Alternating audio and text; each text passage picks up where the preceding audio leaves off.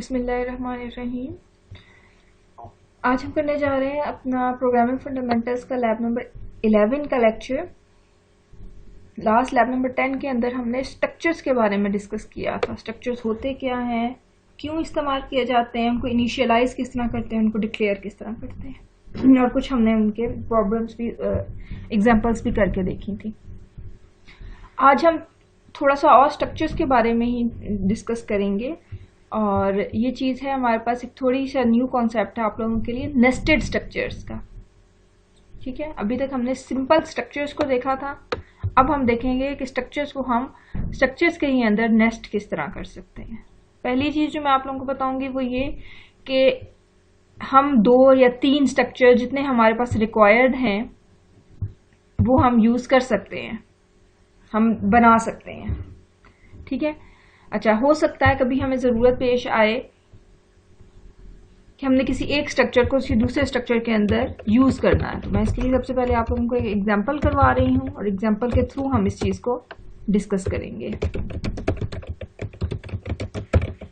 ठीक है, यहाँ पे मैं एक स्ट्रक्चर डिक्लेयर करवा रही हूँ। स्ट्रक्ट का कीवर्ड हम उसके लिए यूज़ करते हैं, और स्ट्रक्चर का नाम है स्टूडेंट। इसके अंदर हम कुछ स्टूडेंट की इंफॉर्मेशन सेव करवा लेते हैं। फॉर एग्जाम्पल, स्टूडेंट का नेम हमने ले लिया, और अब मैं स्टूडेंट की जो है वो डेट ऑफ बर्थ लेना चाह रही हूँ।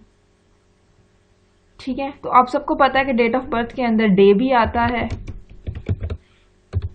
मंथ भी आता है, और ईयर भी आता है। ठीक है, अच्छा, ये तीनों चीज़ें मैं स्ट्रक्चर स्टूडेंट के अंदर ले सकती हूँ, बिल्कुल ले सकती हूँ, और मैं इनको यूज़ भी कर सकती हूँ। लेकिन होता क्या है कि ये हमारे स्ट्रक्चर को बहुत ज़्यादा क्राउडेड कर देते हैं। मतलब ये तीनों चीज़ें रिक्वायर्ड है मैं सिर्फ एक इन्फॉर्मेशन लेने के लिए, वो एक इन्फॉर्मेशन है डेट ऑफ बर्थ उसकी।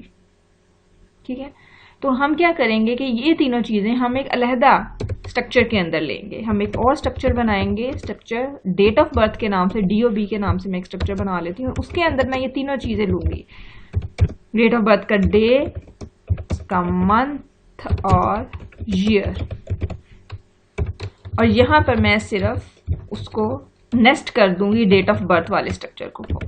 DOB लिखा मैंने यहाँ पर, जो मैंने स्ट्रक्चर ऊपर डिक्लेयर करवाया था डेट ऑफ बर्थ के नाम से, DOB मैंने लिखा, और उसका एक वेरिएबल मैंने इस स्ट्रक्चर के अंदर बना लिया, और उस वेरिएबल को सपोज मैं कोई भी नाम दे देती हूँ, मैं बर्थडे दे देती हूँ उसका नाम। ठीक है, आप लोगों की समझ के लिए। तो ये 2 स्ट्रक्चर्स अब आप लोगों के सामने हैं, इनको मैं दोबारा एक दफ़ा रिपीट कर देती हूँ।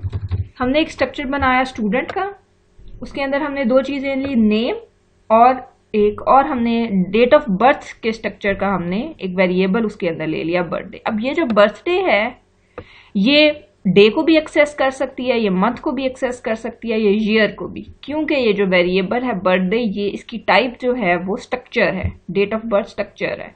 तो ये बर्थडे इन तमाम वेरिएबल्स को एक्सेस कर सकता है। किस तरह ये एक्सेस करेगा ये अब हम करके देखते हैं मेन मेथड के अंदर।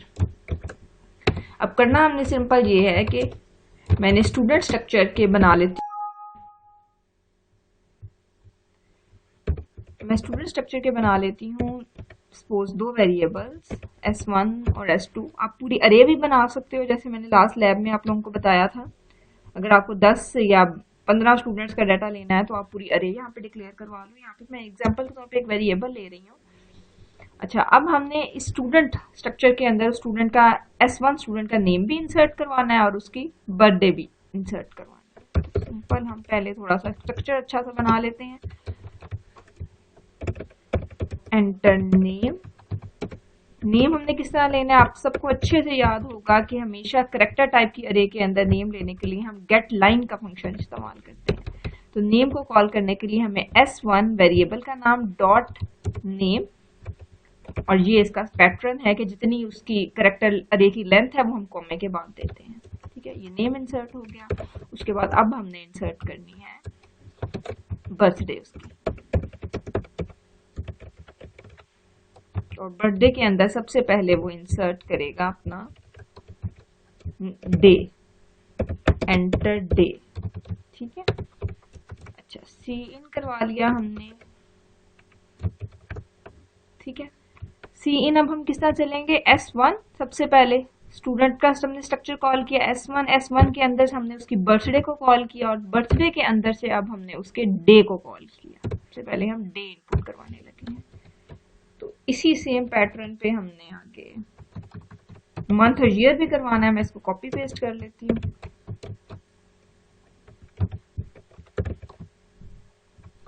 तो डे के बाद मंथ और सिंपल यहाँ पे हम चेंज करेंगे बर्थडे डॉट मंथ हो जाएगा और फिर हम थर्ड पर उसकी ईयर करवा लेंगे। ये एक एग्जांपल है नेस्टेड स्ट्रक्चर्स को यूज करने की। इसके अलावा बहुत सारी एग्जांपल्स हैं जो कि मैंने लैब मैनुअल के अंदर भी दी हुई हैं, तो आप वो सारी इंशाल्लाह करोगे। अच्छा, आप सी आउट इसको करवाने के लिए सिंपल सा हमारे पास तरीका है कि मैं सी आउट करवाना चाह रही हूँ कि बर्थडे मेरे पास एक पैटर्न के अंदर आए। जैसे नॉर्मली होता है ना, यहाँ पे मैं एग्जाम्पल लिख रही हूँ कि जैसे नॉर्मली लिखा जाता है कि 16 तारीख 7वां महीना 1991, ये बर्थडे लिखने का एक पैटर्न होता है। तो इस पैटर्न के अंदर अब मैं इस बर्थडे को सी आउट करवाने लगी हूँ। तो सबसे पहले मुझे चाहिए थी डे, तो S1 dot birthday dot day हमने कॉल कर लिया। उसके बाद हमने स्लैश हमें चाहिए तो एक स्पेस देके स्लैश लगाई। नेक्स्ट पे हमने S1 dot birthday dot month को कॉल कर लिया। उसके बाद स्लैश और आखिर में हमें चाहिए था S1 डॉट ईयर। ठीक है, तो ये मैंने एक पैटर्न बना दिया है, ये वाला, ये जो आपके सामने, इसको हम कमेंट कर देते हैं और अब हम इस प्रोग्राम को रन करते हैं। तो ये नेस्टेड स्ट्रक्चर था, तो नेस्टेड के नाम से सेव कर रहे हैं।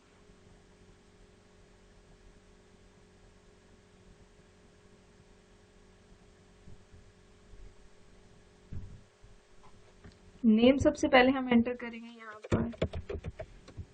ठीक है, अच्छा, enter birthday, enter day 17, month 08। ये हमारे पास फुल एक पैटर्न आ गया उसका बर्थडे का। ठीक है, आप नेम भी ऑफ कोर्स आउटपुट करवा सकते हो।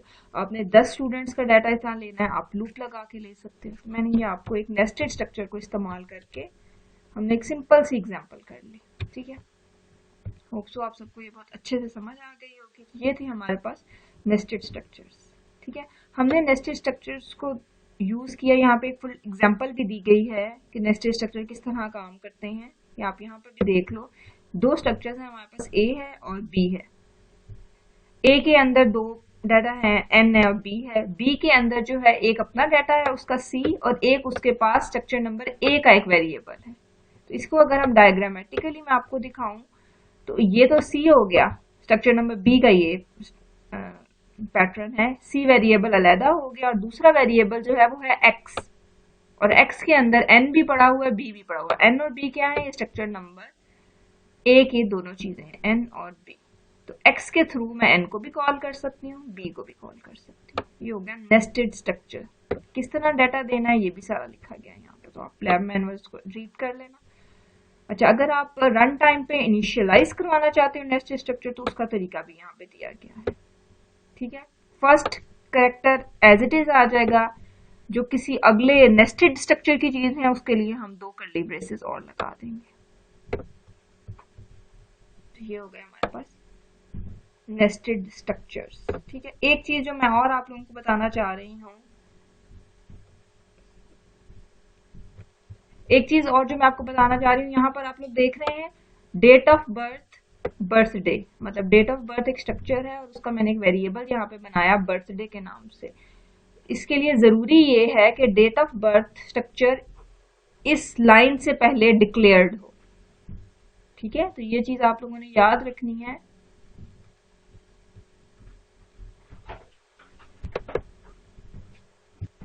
ठीक है, तो हम ये बात कर रहे थे कि डेट ऑफ बर्थ, बर्थडे, ये जो है, ये वाला जो स्ट्रक्चर है डी एफ बी, इसको इस्तेमाल करने से पहले इसका डिक्लेयर होना जरूरी है। तो ये गलती नहीं करनी कि आप पहले स्टूडेंट का स्ट्रक्चर डिक्लेयर करवा दो, उसके बाद आप डेट ऑफ बर्थ वाला कराओ, तो ये एक सिंटैक्स एरर आ जाएगा। तो इस चीज का भी ध्यान रखना है। ठीक है, मेरे ख्याल से अब हमें स्ट्रक्चर्स का भी बहुत अच्छे से पता चल गया, नेस्टेड स्ट्रक्चर्स का भी, इनको इस्तेमाल किस तरह करना है, इनकी क्या क्या एग्जाम्पल्स हैं वो भी। अब इसके लिए एक जो हमने लैब टास्क मैंने आपको दिया है, पहले मैं आपको वो करवा देती हूँ, बाकी इसके बाद तो छोटे छोटे टॉपिक्स हैं वो हम साथ कर लेंगे। तो ये हमारे पास एक प्रोग्राम है जिसके अंदर आपने एक स्ट्रक्चर लेना है, एक स्ट्रक्चर होगा बुक के नेम से, ठीक है। अच्छा, इस स्ट्रक्चर बुक के अंदर 3 वेरिएबल्स हैं, बुक आईडी है, बुक नेम है और बुक की प्राइस है, ये 3 वेरिएबल्स, ठीक है। इनकी डाटा टाइप आपको डिसाइड कर लोगे, ठीक है। अच्छा, एक और नया स्ट्रक्चर है, उसका नाम है ऑर्डर।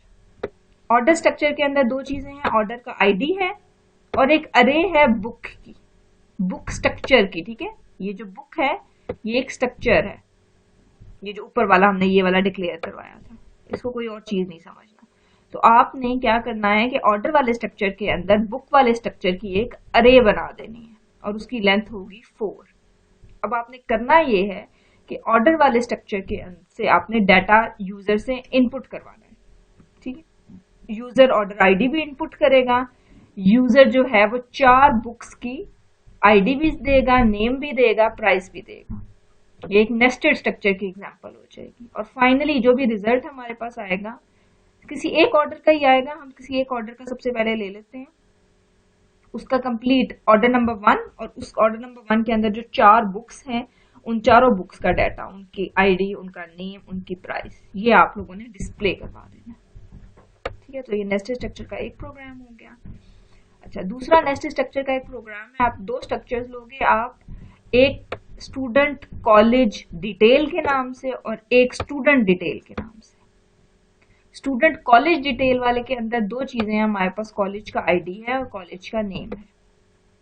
और स्टूडेंट डिटेल के अंदर हमारे पास 4 मेंबर्स हैं, आईडी है, नेम है, परसेंटेज है और स्टूडेंट कॉलेज डिटेल, ये नेस्टेड टाइप है इसके अंदर।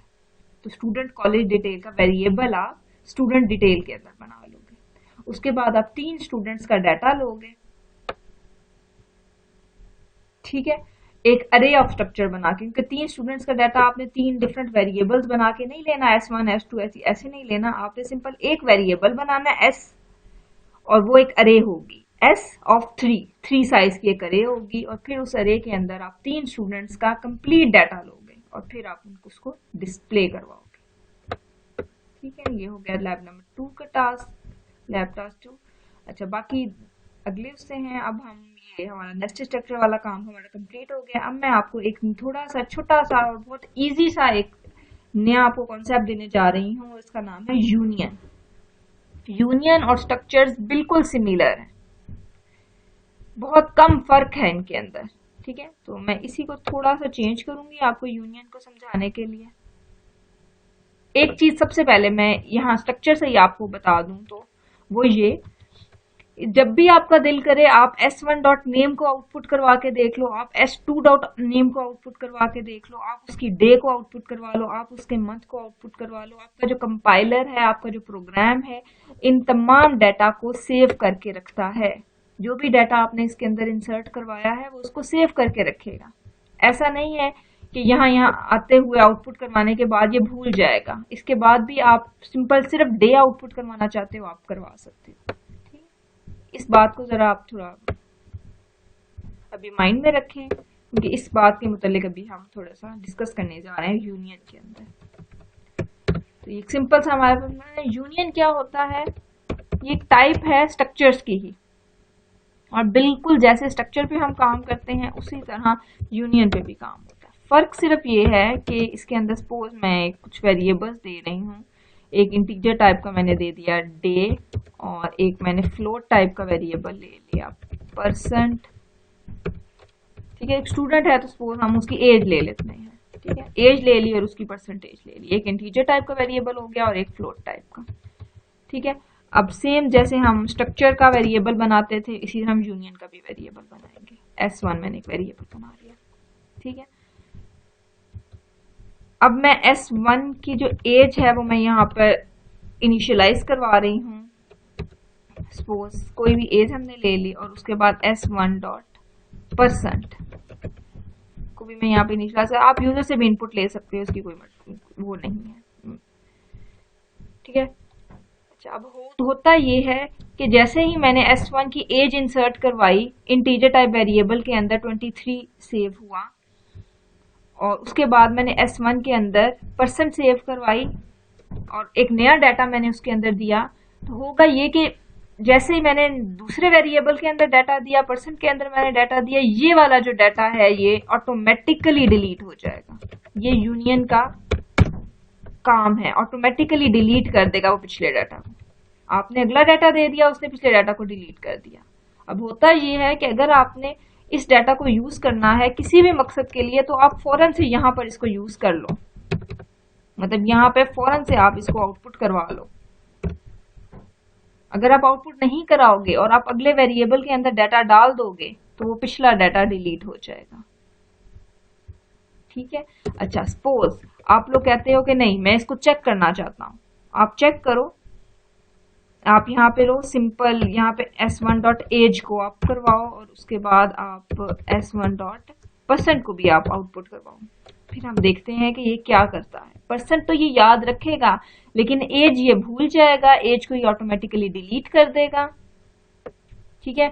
और जब हम इसको आउटपुट करवाएंगे तो इसकी जगह पे ये कोई गार्बेज वैल्यू को आपके सामने दिखा देगा। कोई गार्बेज का मतलब होता है कचरा, कूड़ा। ठीक है। तो गार्बेज वैल्यूज क्या होती है सी प्लस प्लस के अंदर? गार्बेज वैल्यूज वो होती हैं कि जैसे मैंने किसी वेरिएबल के अंदर कोई डाटा नहीं रखवाया और मेमोरी के अंदर कोई पुराना, बहुत पुराना डाटा उस जगह पे पड़ा हुआ था, वो जगह साफ नहीं हुई थी, वहां पर कूड़ा कचरा पड़ा हुआ था, वही शो हो गया। ठीक है। अब मैं इसको रन करके आपको दिखाती हूँ तो आपको ये चीज क्लियर हो जाएगी।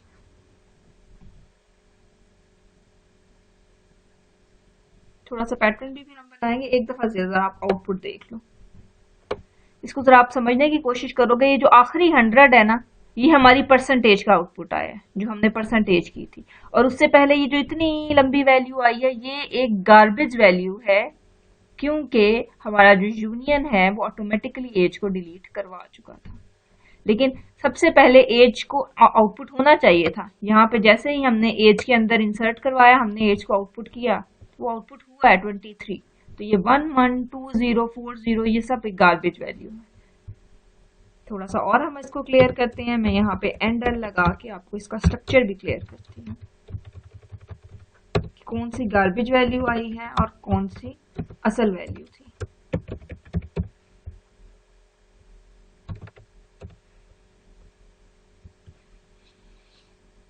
ऐसी सूरत हाल में फिर हमने यूनियंस को इस्तेमाल कहाँ करना है, इसका भी मैं आपको बताती हूँ कि क्यों बनाए गए हैं और क्या इनका यूजेज है। ये आप लोग देख लो। सबसे पहले 23 एज यहाँ पे आ गई। उसके बाद फिर जब दोबारा आपने एज करवाई तो उसके अंदर कोई गार्बेज वैल्यू आ चुकी थी, क्योंकि यूनियन ने ऑटोमेटिकली एज को डिलीट करवा दिया था। क्यों डिलीट करवा दिया था? क्योंकि परसेंटेज के अंदर एक दूसरे उसी के वेरिएबल के अंदर आपने कोई न्यू वैल्यू इंसर्ट करवा ली थी और उसने सिर्फ परसेंटेज की वैल्यू याद रखी है, पिछली तमाम वैल्यूज वो भूल गया है। ठीक है। इसका फायदा क्लास ये होता है कि यूनियंस जो हैं वो बहुत कम डाटा लेती हैं, बहुत कम स्पेस लेती हैं हमारी मेमोरी के अंदर, जबकि स्ट्रक्चर्स जो हैं वो बहुत ज्यादा स्पेस लेते हैं। ठीक है। स्ट्रक्चर के अंदर आप जितना भी वेरिएबल्स करवाते जाओ वो तमाम वेरिएबल्स की अलहदा अलहदा स्पेस रखता है, अलहदा अलहदा उसके लिए मेमोरी कंज्यूम करता है। तो स्ट्रक्चर की मेमोरी कंजप्शन ज्यादा है, उनका फायदा भी डिफरेंट है। यूनियन की मेमोरी कंजप्शन बहुत कम है। अब ये जो यूनियन आपके सामने है, यूनियन स्टूडेंट, इसके अंदर एक इंटीजर टाइप का वेरिएबल है, एक फ्लोट टाइप का। आप सबको पता है फ्लोट टाइप जो है वो 8 बाइट ऑफ डाटा लेता है, 8 बाइट मेमोरी लेता है। इंट जो है वो 4 बाइट लेता है। तो इस टोटल स्ट्रक्चर का जो यूनियन का जो मेमोरी है वो 8 बाइट होगी। ये डिपेंड करता है कि कौन सा बड़ा डाटा टाइप है। जो भी बड़ा डाटा टाइप होगा उसकी मेमोरी इस पूरे यूनियन को मिल जाएगी, जबकि स्ट्रक्चर्स के अंदर ऐसा कुछ भी नहीं होता। स्ट्रक्चर के अंदर अगर हमने मेमोरी कैलकुलेट करनी है तो हम काउंट कर लेते हैं, हम काउंट करते हैं। जैसे यहाँ पर एक स्ट्रक्चर है इसमें इंटीजर n और फ्लोट b, तो फ्लोट के लिए 8 और इंटीजर के लिए 4, 12 बाइट्स की मेमोरी जो है वो इस पूरे स्ट्रक्चर को मिलेगी। जबकि यूनियन में सिर्फ जो बिगर डाटा टाइप होगी उसकी मेमोरी मिलेगी। इसलिए होता ये है कि ये हमेशा अपने पिछले वेरिएबल का जो डाटा है उसको ऑटोमेटिकली डिलीट कर देता है। तो अगर आपने उसको इस्तेमाल करना है, आप फौरन उसको किसी किसी फार्मूले में यूज करना है तो आप फौरन उसको फार्मूले में यूज कर लो, आपने आउटपुट करवाना है आप उसको आउटपुट करवा लो, या आप किसी और वेरिएबल के अंदर उसको सेव करवा लो। फॉर एग्जाम्पल यहाँ पे कोई इंटीजर टाइप वेरिएबल आप लेकर उसके अंदर इसको सेव करवा लो, ताकि अगर आपको बहुत ज़रूरत है उस डाटा की। तो यूनियंस को इस्तेमाल ही उन जगहों पे किया जाता है जहाँ पे हमें उस डाटा की बार बार ज़रूरत पेश नहीं आती। ये थे हमारे यूनियंस। यूनियंस की एक यहाँ पर लैब का प्रोग्राम दिया गया है कि आपने कुछ 3 प्लेयर्स की हाइट और वेट जो है वो इनपुट करवाने हैं और उसके बाद उसको डिस्प्ले करवाना है। कि और यूनियन का आप सबको पता है कि जैसे ही आप अगले प्लेयर के हाइट या वेट में थोड़ा सा भी ऊपर नीचे हुए तो वो पिछला डाटा भूल जाएगा। तो डिस्प्ले आप किस तरह कराओगे, आप साथ के साथ जैसे इनपुट लेते गए हाइट वहीं पे आउटपुट करवा दी, साथ के साथ आपने तीनों चीजें आउटपुट करवाते जाना है। ठीक है। अच्छा, आखिरी हमारा एक छोटा सा यहाँ पर कॉन्सेप्ट है एनुमरेशंस का। इनको एनम्स भी कहा जाता है, इनको एनुमरेशंस भी कहा जाता है। ठीक है। इनका एग्जाम्पल ये आप लोगों के सामने एक बड़ी इजी सी लिखी हुई है। इसको डिक्लेयर करवाने के लिए हम ये कीवर्ड इस्तेमाल करते हैं एनम। इनका नेम आप अपनी मर्जी से ले सकते हो, यहाँ पे जैसे कलर्स लिया हुआ है, और इसके अंदर ये जितना भी डाटा कॉमा लगा लगा के दिया गया है ये भी आप अपनी मर्जी से और अपनी मर्जी के पैटर्न के अंदर दे सकते हो। आप व्हाइट पहले दे लो, आप येलो बाद में दे लो, आपकी अपनी मर्जी है। कलर्स के ऊपर आप ये टाइप बना सकते हो, वीक डेज पे बना सकते हो, सीजन्स के ऊपर बना सकते हो, मंथ्स के ऊपर बना सकते हो, तो वो आपकी मर्जी है। एनम्स करते क्या है कि इन तमाम डाटा को एक इंटीजर पैटर्न में यूनिक नंबर्स असाइन कर देते हैं। जैसे आपके सामने यहाँ पर अभी कोई नंबर्स असाइन नहीं किए गए, लेकिन ऑटोमेटिकली ये जो एनम है ये ब्लैक को 0, ब्लू को 1, 2, 3, 4, 5, 6, 7 इस तरह ये उसको नंबर असाइन कर देता है। ठीक है। फिर बाद में अगर हमें पूरे प्रोग्राम के अंदर इन चीजों की अगर जरूरत है तो हम इनको इनके नंबर्स से कॉल कर लेते हैं, हमें इनका पूरा लिखना नहीं पड़ता। हम एनम के ऊपर एक सिंपल सा प्रोग्राम करके यहाँ पर देख लेते हैं।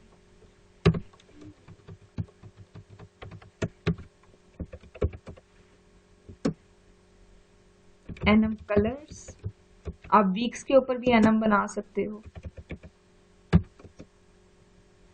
कॉमा लगाएंगे हम सिर्फ यहाँ पर।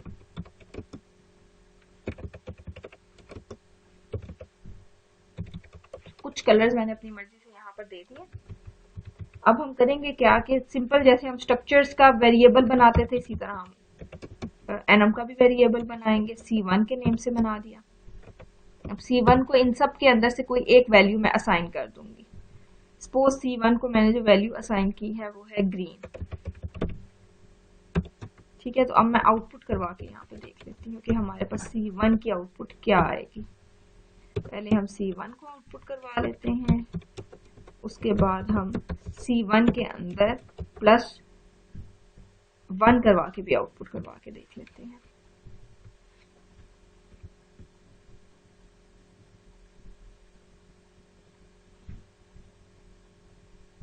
तो यहाँ पे ये जो ग्रीन है ये 2 लोकेशन के ऊपर पड़ा हुआ है, आपके सबके सामने है 0, 1, 2। तो 2 लोकेशन पे ग्रीन पड़ा हुआ है, उसने ग्रीन की हमें लोकेशन बता दी। C1 जो है वो 2 पर है, और C1 +1 पे येलो पड़ा हुआ था 3, तो उसने उसके लिए 3 दे दिया। एनम जो है वो काम ये इंटीजर्स पर ही करते हैं। ऊपर आप डाटा इस तरह लिख सकते हो, लेकिन जो प्रोग्राम के अंदर इनका काम होगा वो सारा नंबर्स के ऊपर होगा, इंटीजर्स के ऊपर होगा। अच्छा, आप अपनी मर्जी से भी इनका जो इंटीजर्स है उसको चेंज कर सकते हो। अगर मैं यहाँ पर इसको 4 कर दूं, इसको 3 कर दूं, तो मैं अपनी मर्जी से भी कुछ इंटीजर नंबर्स इनको असाइन कर सकती हूँ। कोई भी इंटीजर आप यहाँ पे असाइन कर दें। ठीक है। तो अब मैंने ग्रीन के लिए उससे पूछा था तो वो 3 आ गया। अब 3 + 1 अब वो 4 पे गया है। ठीक है। तो इंटीजर्स की कैलकुलेशंस भी इनके ऊपर एग्जैक्टली इसी तरह चलती हैं। ये हो गया हमारे पास एनम्स का। एनम्स के लिए हमारे पास एक सिंपल सा यहाँ पे लैब टास्क है। आपने वीक डेज की वैल्यूज को एनुमरेशन में सेव करवाना है, मंडे टू संडे। ठीक है। और फिर आपने उनकी वैल्यूज 0, 1, 2 वाले पैटर्न के अंदर भी आपने डिस्प्ले करवानी है। ठीक है। तो इसके लिए ऑफकोर्स आपको एनम वीक का जो है, वीक के नाम से अगर आपने एनम बनाया तो उसके आपको काफी सारे वेरिएबल्स जो हैं वो डिक्लेयर करवाने पड़ेंगे। ठीक है, ये प्रोग्राम नंबर 4 हो गया। ये थी आज की हमारी लैब नंबर 11, जिसके अंदर हमने वही अपनी पुरानी चीज़ें थोड़ी सी डिस्कस की थी, स्ट्रक्चर्स, और आज का जो थोड़ा न्यू कंसेप्ट था वो था यूनियन और एनुमरेशन का। ओके क्लास, अल्लाह।